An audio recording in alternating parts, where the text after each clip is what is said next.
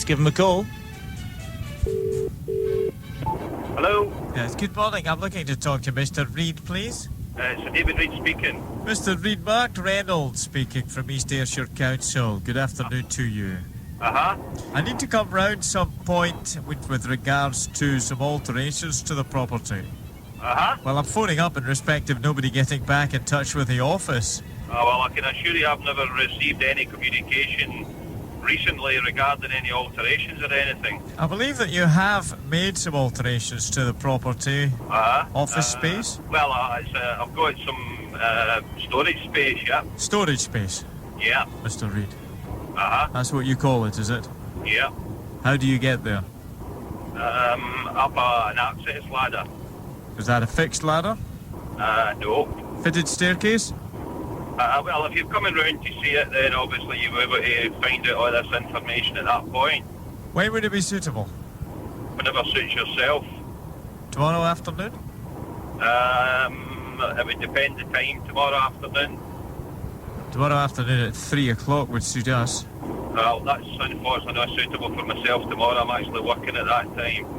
We're not going to manage now to come round until the latter part of next week. I would ask you not to use the area. I may need to get access to that for different things, and I'm not prepared to give that assurance that I can't use it for access or whatever till that point, because if I require to do so, then I'll obviously have to do that. Well, I'm telling you that the council wishes you to cease using that area until such time as we deem it suitable. With the greatest respect, I have not had any communication for yourself. I don't see why... Well, I've written to you now on 2 occasions. Well, no, you haven't written to me because I've not received any communication from yourself. Well, and I would quote you the law in that respect, that proof of postage is no proof of delivery. So if you found that it was so important that you had to communicate with me by letter, that should have been done by registered post or recorded delivery, and that has not been done. So till that is done, then I'm afraid there is no discussion required.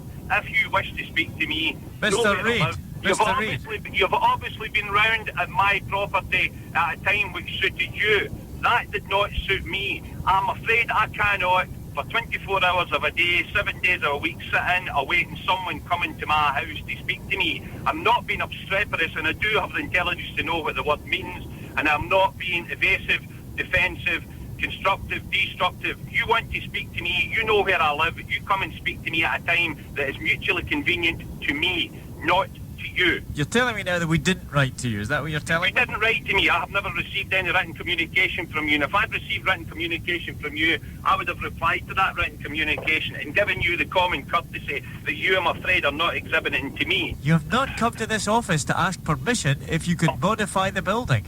Did you write to me? Twice. Have I received communication? It's your word against mine. Well, it's your word against mine that you sent it out. Unless you wish to communicate with me in a fashion that I know that I have received written communication, I don't see where you can basically turn around and insinuate that I haven't replied to something you sent to me. Did you not think you would have to get in touch with this office before you could start modifying areas Well, of your I'll tell you home? what I'll do then. I sent a letter to your office asking for permission and nobody replied to me. I've got absolutely no record of that at all. Well, I've absolutely no record of your letter to me. So if you wish to communicate with me, come to my house. I will gladly open my house to you for any inspection you require or deem to be necessary. Well, I've asked you when... I've asked you if we... I've told you that I'm working, and you're basically saying, well, obviously I'm trying to put barriers... Mr. Reid, we need health and safety to come round as well, and they're not just going to drop everything at the drop of a hat either. Have you never ever heard of malicious intent by someone? Well, Mr. Reid, let me ask you if you've ever heard of the Real Radio Breakfast Show. Yes, I have indeed. How does it feel to be on it, David? If I get an approach now for the council, you can pay my legal bills. You'd send me my gotcha Oscar through the post. As long as you've got enough ventilation to view it. The Real Wind-Up with Arnold Clark, keeping Scotland's motorists smiling for nearly 50 years.